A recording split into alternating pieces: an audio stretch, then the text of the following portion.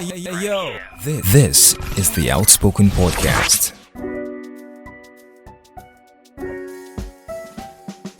We're talking about posture today. I'm sure it is something that sometimes I'm not very much concerned about it or particularly conscious of it. And funny thing is, there is seemingly no perfect posture.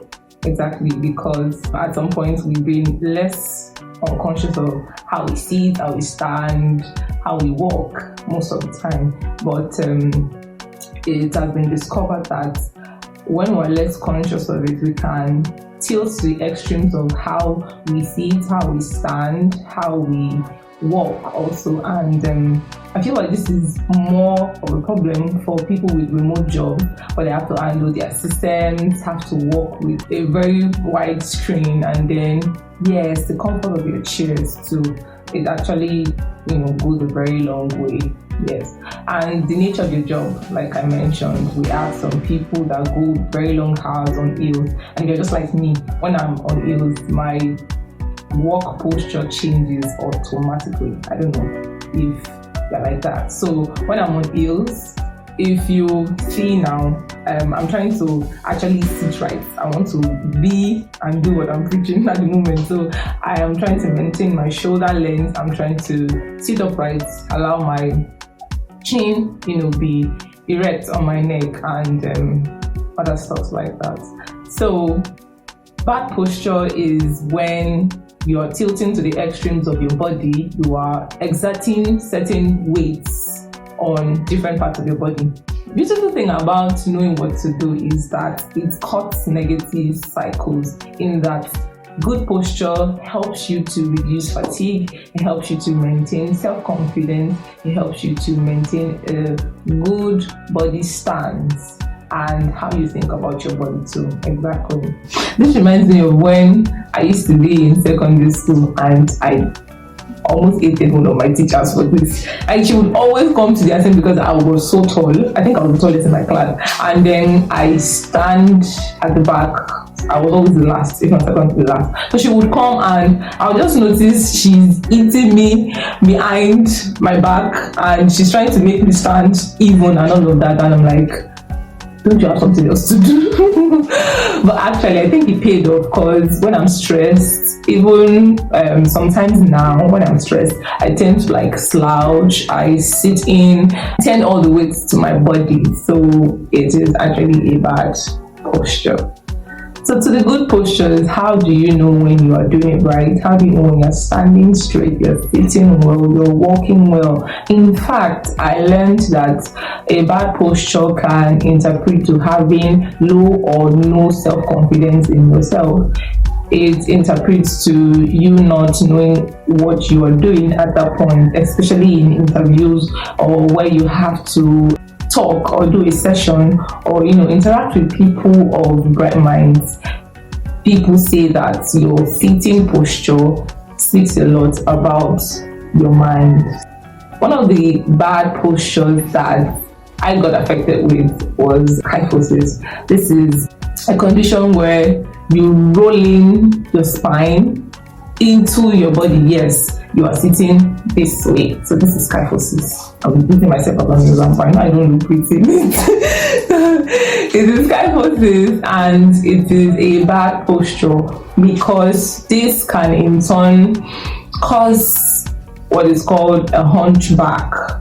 For some people this could be natural, where they are armed and all of that. And then funny thing about this is that when you are developing a hunchback, you will see that by the time you discover this postural defect, you would automatically tend to adjust, and because you are trying to do that and maybe it's already late, then you have people with kyphosis and what is called lordosis at the same time, where you're having a protruded chest and also a bent in back at the same time. So it happens like that. So that brings me to the next postural defect, which is lordosis. Lordosis is when you're having a protruded outward appearance, where you're leaning all your spine and in quotes, your back energy into your body. This is very close to kyphosis too, but it is not exactly kyphosis. It is when you sway your back, maybe you have been seated for too long and then you stand up and you are not taking cognizance of how that your body has taken the shape of your sitting position, and then you walk as such, you continue your activities as such. It happens sometimes when I take my bath, when it's like so cold, when I pour the water, like I have issues standing up straight. I'm like, okay, this is the posture I'm maintaining till I'm done bathing. So sometimes, yes, if you go on like that and keep at it, it could cause a postural defect. This goes to the tech guys in the building, tech babes and bros, where you have to lean into your body to have your screen visible to you. For some people, they use the rolling chairs, some use plastic chairs, some use the wooden chairs, and the distance from the table to the chair when they try to adjust it might not just be the right one they want. So most times they have to lean in on their body and look forward into the camera, look forward into their workspace where they have a laptop or their widescreen. It affects them the most, not all of them, but some of them, and then people with other kind of occupations. So yes, tech bros and tech babes in the building, we need to take note of this. You could have tendencies of having a forward head while working and even while walking. So that's the postural defect that you need to take note of. And then for a bad body posture, I would say that it is manageable if you have been experiencing yourself or your body tending towards a particular extreme, maybe forward, backward, the lower body, your spine, your joints. There is actually a preventive and also a curative measure. So the curative measures of a bad body posture, number one is change your workstation, change your workspace. You know when you're not comfortable sitting on that chair, leaning forward, leaning backward, tilting sideways, and able to stop other things you do. So you need to change your workspace, you need to adjust your table, you need to adjust your chair, your lighting, your positioning with your camera, with your laptop, with your deck, and a whole lot of other things. Change your chair and the way you sit. This is tempting, especially when you are tired. You just want to take that position that you think best fits, not for you, but for the nature of the work you are doing. Well, I know that can be very enticing, but you need to really pay attention to how your body works. Change the position in which you look at your phone. This one, even the get behind the camera knows. You should change the way you look at your phone. You should change the way you operate your phone. Everybody tends to, deck their neck into their phone all the time. Your phone should be adjacent your face. It should be right in your face and not down, and you trying to fix your head into your screen. It could even cause you a spine pain and all of that. Tech bro, buy a new mattress. Yes, and you can afford it.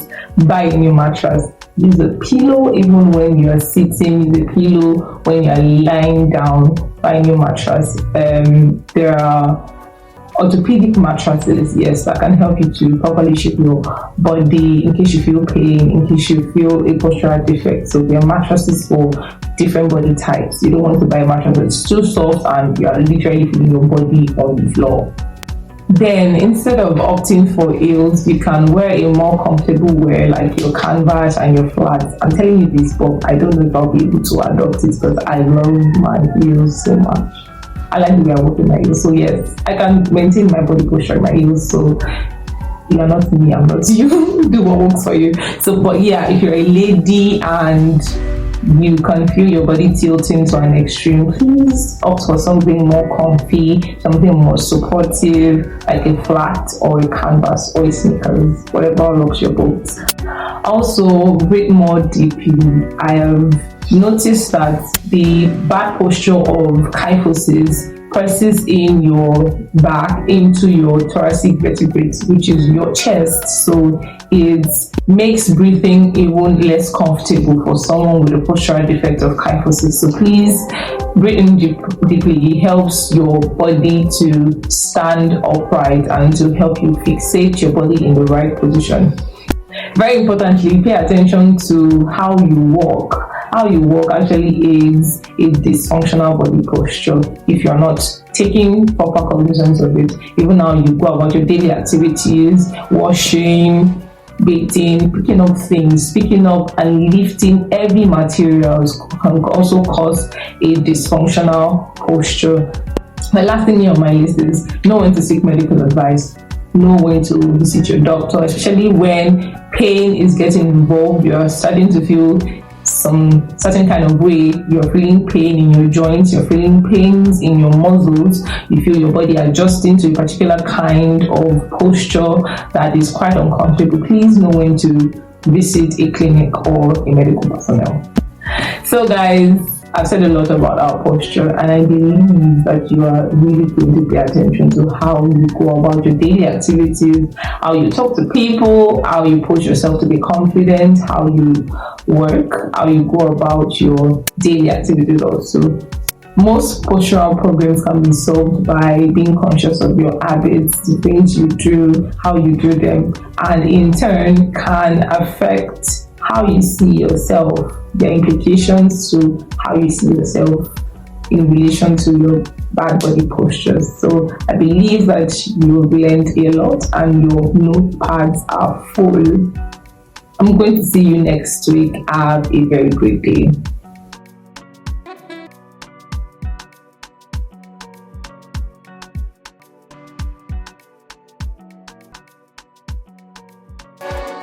Thank you for listening to the Outspoken Podcast.